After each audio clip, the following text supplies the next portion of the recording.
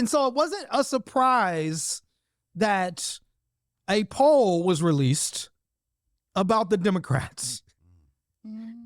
The headline reads, Democratic Party hits new polling low while its voters... How much lower can the bar get? Like, it's pretty low, bro. Like, while its voters want to fight Trump harder. So again, the voters are saying, like, fight this man, stand up to this man. And again, like Miracle was saying, Schumer and Jeffries are like, nah, man, we just gonna we're just gonna roll over. But again, it's like they're comfortable. Like they have money, they have resources. They're comfortable. And I said this 2 weeks ago. I guarantee you, them niggas voted for Trump. It says, I guarantee you, Hakeem Jeffries and Chuck Schumer both voted Donald Trump. It says the Democratic Party has reached an all-time low in popularity in the latest national NBC News poll as it searches for a path forward after a painful loss to President Donald Trump, as the party's voters spoil for a fight between their leaders in Washington and Trump. What's up? The Democrats aren't even like a real party at this point. Like, it doesn't seem like that. It's really just like three children standing on each other's shoulders in a trench coat, waving like, you know what I mean, the Democratic flag. And it is, like you said, when you think about like all those people that went and campaigned for Kamala Harris, right? Mm-hmm. Clinton and Obama, and you know what I'm saying? I've been saying this. Where are you? Where are you? Even Kamala to a lot of extent, like, you know, I guess Tim Walz is now doing some tour and he's wanting to go talk to people. So about what? Like what is it? What are you talking about? The only people we're really seeing like moving again is like 80-year-old Bernie Sanders. But let me get to the poll before we go. Oh no, go ahead, Miracle.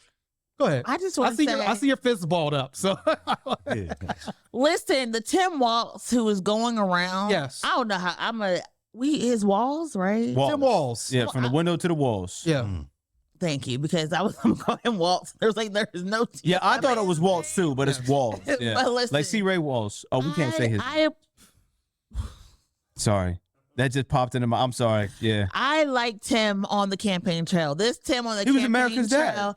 is a Tim we needed again 6 months ago. And for some reason, for me, and it's not that I like being right and like to tell people that I was right, but I appreciate when the things that I fought for a year and a half finally come to fruition. Yes. When we talk about livability and we talk about fighting people and we're fighting for people. Yes. When we finally have these conversations, what makes me so mad is that in part of what happened in November was that you had so many white men who had all of these polls, all of these fancy talking points, instructing the campaign on what to do and what not to do. And they told Tim Walz to not be himself and to be this corporate shill. Yes. And now that Tim Walz is going around, people love him. Republicans are saying, we would have voted for him. When they see these little clips, the people that they should have been talking to Republicans was Tim and not, you know, I'm not even about to say her name. And not all of these former racist, homophobic Republicans. And you mean Liz Cheney. Okay, got you. Go ahead. I didn't know who she meant. I'm not saying her. I always want to throw the worst people bill. Yeah. Like, literally. Oh, I just want No, but I think it just proves the point that when so many of us were saying you did not have to throw out Democrats in order to speak to Republicans, you could have just had a real conversation. That's what Tim Walz is showing. When we talked about having these town halls and going out and speaking to people, we said we have to fight for our values. Now, what's happening right now? What's happening? Now Democrats are like, you know what we should do? Town halls in Republican areas.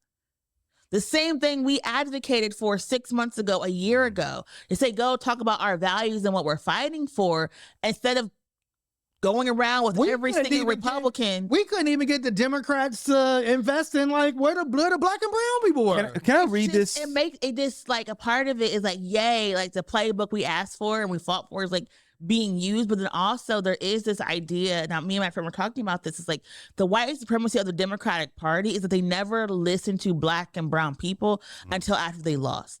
once they lose, now it's like, okay, now we'll try and see if what you said works, not to elevate Black and brown people, but to get these white men back into office and then do what they want to do anyways.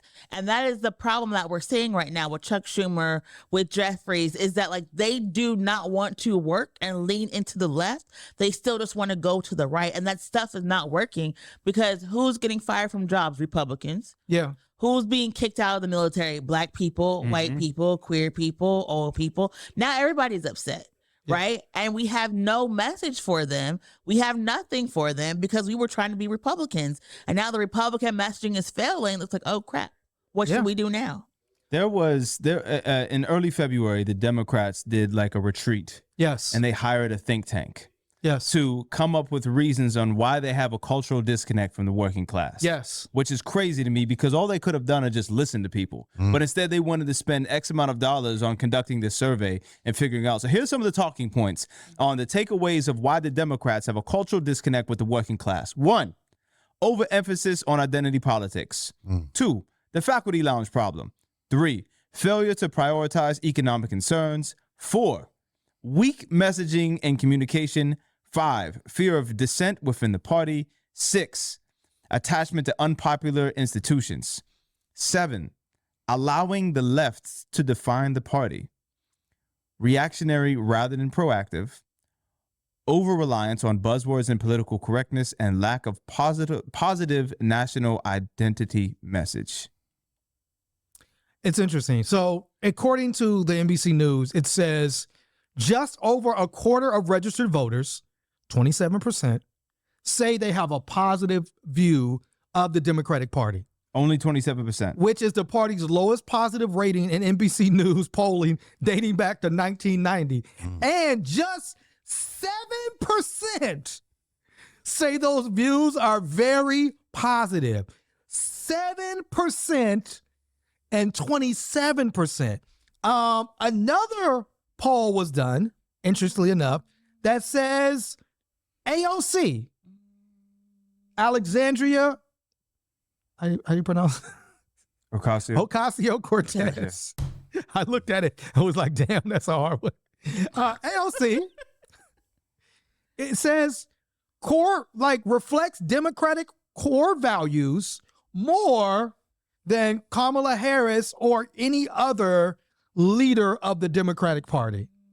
It says a CNN poll released Sunday said AOC embodies the party's core values, and she got the highest rating out of all the current Democrats, which is ironic because at that same February meeting that you shared with us, Farouk, it said Democrats had a comeback retreat and they don't want progressives influencing the party. Yeah. So again, it seems like we're at this crossroads. They still, like, even after they did that retreat, they still have no idea how to get out of their own way. Like, what did they do there? Well, again, Miracle always talks about it. It's like they want the progressive language because that's the language that like moves and excites the people. It moves the meter, yeah. But they don't actually want to do the program. No.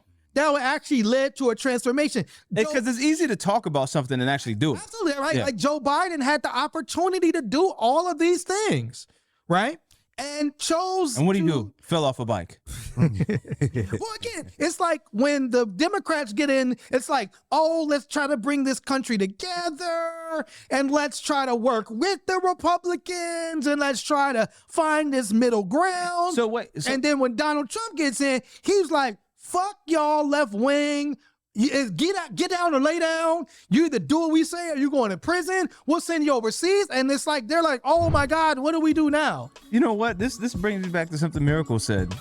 I was saying last week, the week before last. This really all is Nancy Pelosi's fault. She wanted the Republican Party. Strong Republican Party. Well, guess what, Nancy? You got everything you wanted. You got to be careful what you ask for because you just might get everything.